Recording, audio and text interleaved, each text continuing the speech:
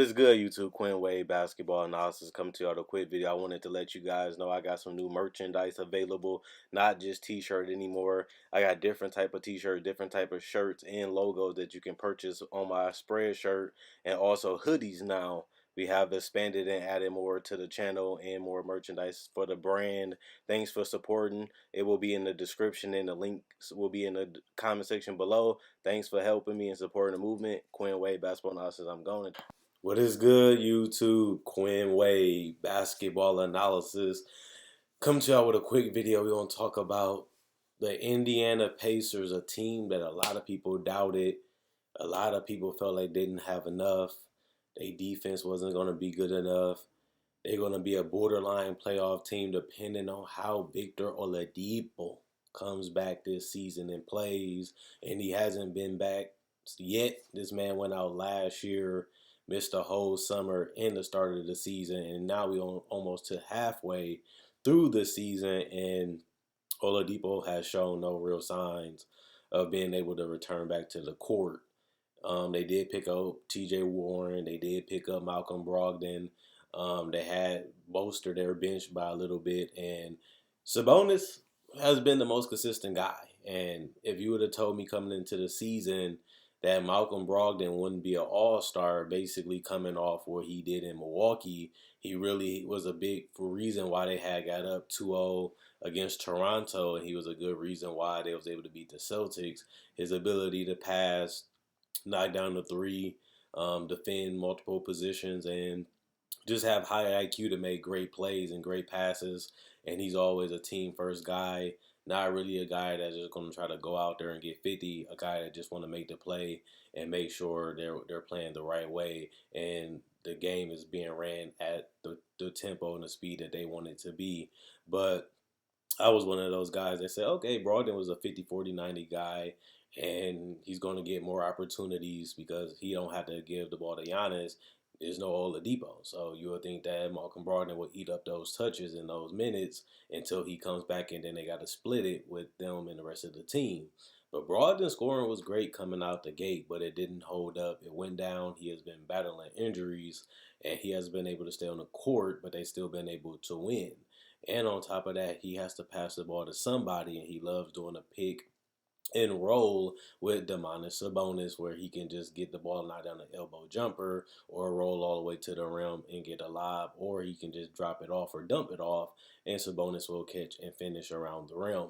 Now, we knew that Sabonis could play. We knew that he was in the right system just because what he did in OKC was 5.9 points. Even when he was starting, he wasn't a focal point of the offense. He wasn't even playing his style. He was out at the three-point line, giving space to Russell Westbrook so he can get to the paint and get his mid-range jumper.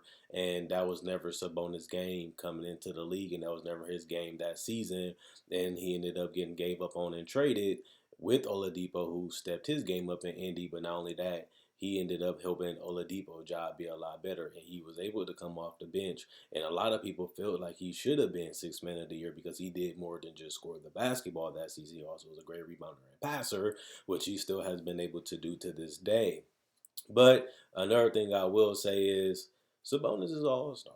I mean, you got to give it to Indy. This is a team that has been in that top six the whole season. Once they started, it was 500 and below 500. Ever since then, this team has consistently been able to win. They, even if injuries occurred, even without Oladipo, even without Brogdon, even sometimes without Sabonis, they have found ways to get it done. And you have to give a lot of credit, like I've been doing for the last 2-3 years, to Nate McMillan for instilling a system that can really be effective with the type of personnel that he has, but also getting these guys to buy in defensively for 48 minutes. This isn't a fun, crazy, up and down team. This is a well-run, oiled machine. They know when to pass. They know when people open. They know how to pick their poison. I mean, you make the opponents pick their poison with mid-range, with pick and roll. And they are a tough team to defend just because they have so many guys that can come in. Justin Holiday, Aaron Holiday, just guys that can all come in and get a shot or knock down a shot or move around to open up a shot. This team stay moving, stay cutting, and it's beautiful to watch if you love the game of basketball outside of just dunks and threes. Now, That's one thing. And Sabonis isn't the most flashiest player unless he's dunking on somebody, but that happens every couple months. But Sabonis has been steady. He has really been a man. And that's one thing they said about him at OKC, and it's true. This guy has been excellent for this team.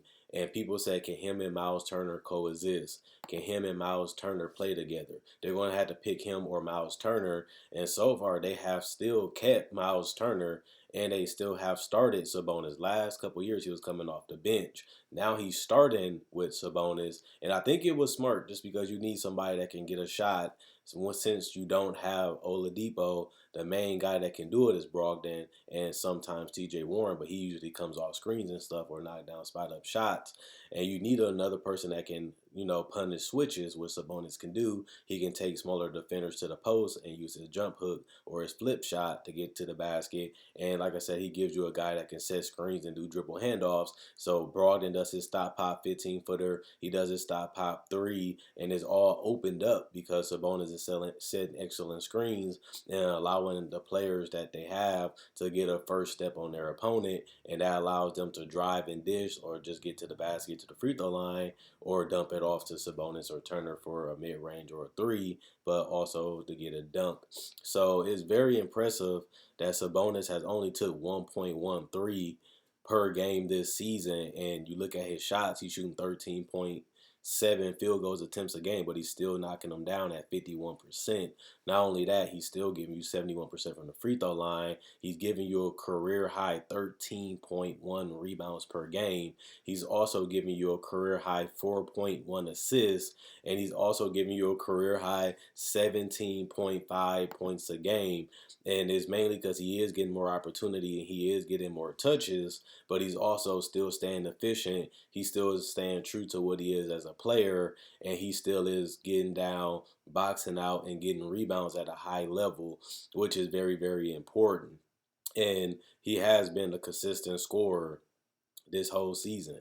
He has been able to give you at least 17 points a game throughout each month so far. So it's not like he's getting hot and cold, getting hot and cold. He's been steady, and he's been producing. And when you look at the Sixers, I mean, when you look at the Pacers, like I said before, this is a playoff team. They are above 500. Their record is better than what everybody thought it would be coming into this season because most people thought that they'd be battling for those playoff spots at the bottom. This team is the fifth team in the NBA in the Eastern Conference. When you look at their record, they're 22-13 as we're recording this video. That's almost 10 games above 500 without Victor Oladipo and with Malcolm Brogdon missing significant time. That's highly impressive. And some people forget that Miles Turner even missed a couple weeks, and they still is only one game from being 10 games over 500. That's extremely impressive, especially since their main guys have been in and out and they've been able to collect W's. But a lot of it has to do with the system, and they have really benefited from that. You got a lot of guys that got chips on their shoulder. You got a lot of guys that's hungry to prove what they are and what they can be in the league. You got a bunch of guys that was cast off as bad fits or guys that might be out of the league, and they have been able to play together, get the best out of each other, but also make each other better and make the game more simpler for them to read so that they can stay in their roles and be able to excel in those things. And I got to give credit. I'm impressed with this Pacer team. I did have them in the top five in the NBA Eastern Conference with my prediction.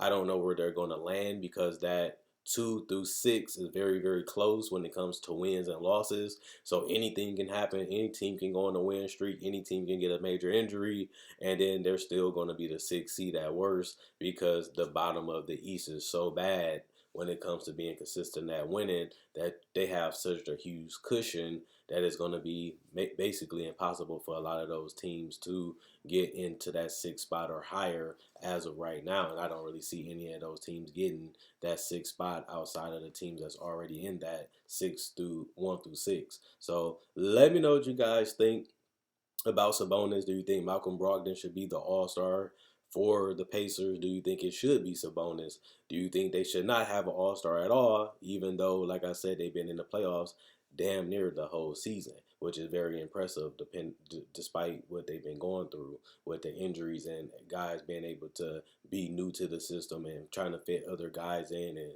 trying to play Sabonis and Miles Turner together, and it has worked so far. I was one of the people that say don't rush and trade Sabonis or Turner. See if it can work out a little bit more. See if you can start both of them, especially since Oladipo was out, and it has worked. And they have found a way to get both of those guys on the same page, playing at a high level, and they both have been productive and hasn't really clogged up and messed up the offense like we seen a couple years ago. They've been able to fix that, and that's impressive. And now they pay Sabonis. He's an asset. He's a guy that's productive. He's a guy that everybody in the league respects. So he's going to have trade value. And you can say the same thing about Miles Turner being a great defender and a guy that can stretch out the floor at that 5 position, but also can be a great rim protector. So even if they wanted to split it up or they wanted to get out of the cap hell that they might be in the future, they can always get rid of these guys because they're productive players for their position. But at the end of the day, I had a lot of love for the Pacers coming into this season. Had a lot of respect for Nate McMillan and the players that they was able to put together with this team.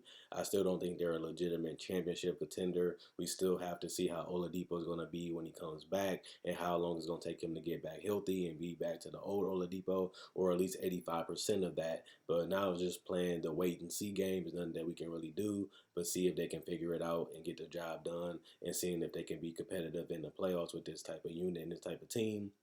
Because I don't see them making a big trade outside of getting rid of Sabonis and Turner, and I think they're going to stay with them for the rest of the season. If that's the case, I don't really see them making a big trade that's going to change this whole roster. The biggest addition will just be getting Oladipo back and healthy, and I think that that make them an even better team than they are right now, and I think we all will agree on that. But let me know who should be the All-Star on the Pacers and if they deserve an All-Star, and let me know who I'm sleeping on the Pacers, or is this team overrated? Is they underrated? Or is they just where they are about a solid team that can be competitive, that's better than the bad teams, good enough to be with the great teams, but not great enough to be an actual championship contender as currently constructed? They might be able to change that in the future, but I don't really see this team being a championship team just yet. But we'll see how they change and manage this roster in the future. Quinn Wade, basketball analysis, another day done. Hope you guys enjoyed the video. Hope you guys like, comment, and subscribe, and continue to show the love and continuing to watch and continue to support the channel and the merchandise. I'm going.